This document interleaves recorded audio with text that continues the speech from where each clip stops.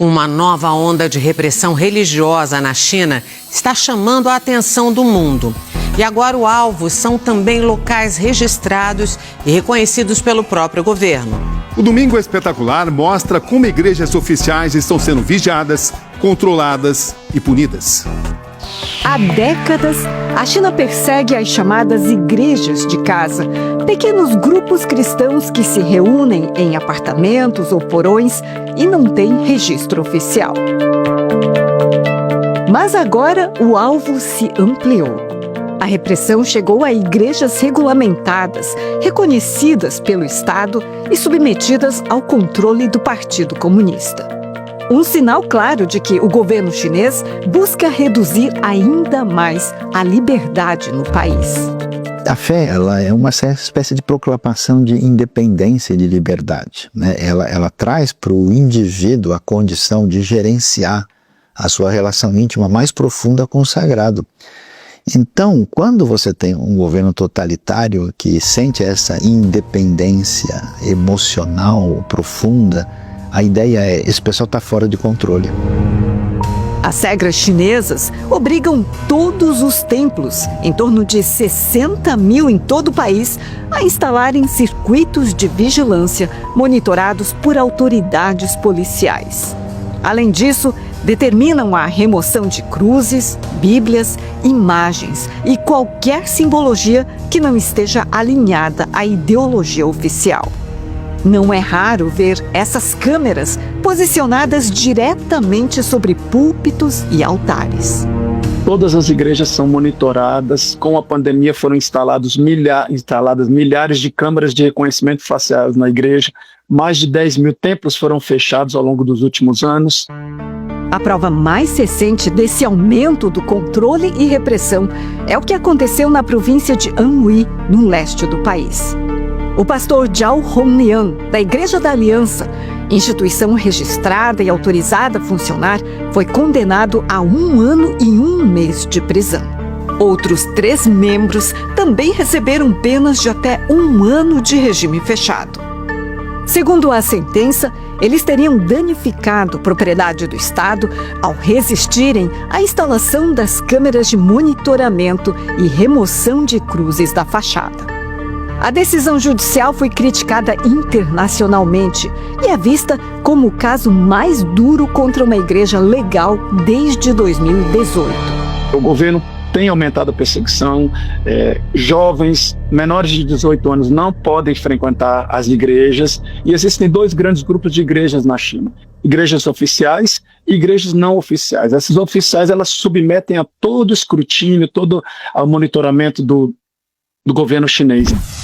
O mundo acompanha com cautela essa mudança de cenário na China. Se antes a perseguição era direcionada às igrejas, consideradas clandestinas pelo governo chinês, agora ela atinge também instituições regulamentadas e líderes que sempre operaram dentro da lei. Um sinal de que a repressão só vem aumentando. Segundo organizações internacionais, o objetivo é claro: o de garantir que toda expressão seja controlada e submetida ao Partido Comunista que governa a China.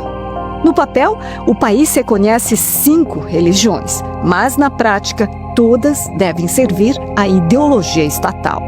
O governo chinês quer ser a única fonte de ensino, a única fonte de alívio, a única fonte de socorro.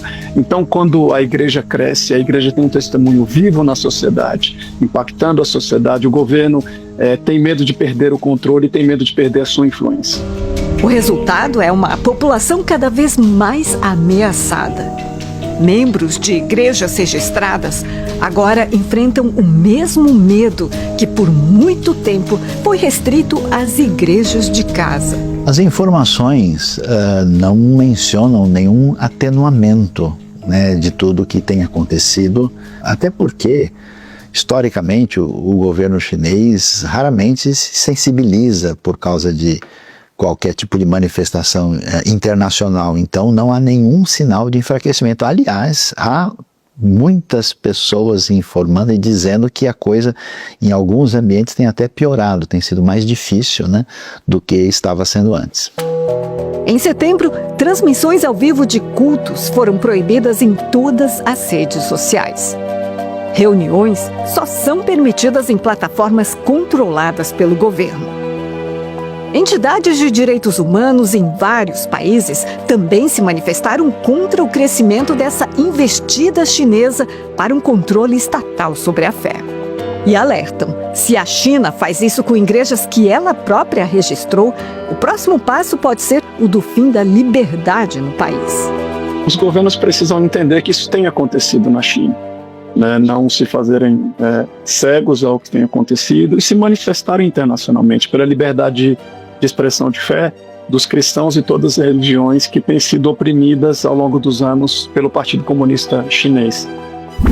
O que acontece na China tem impacto direto nos outros países da Ásia.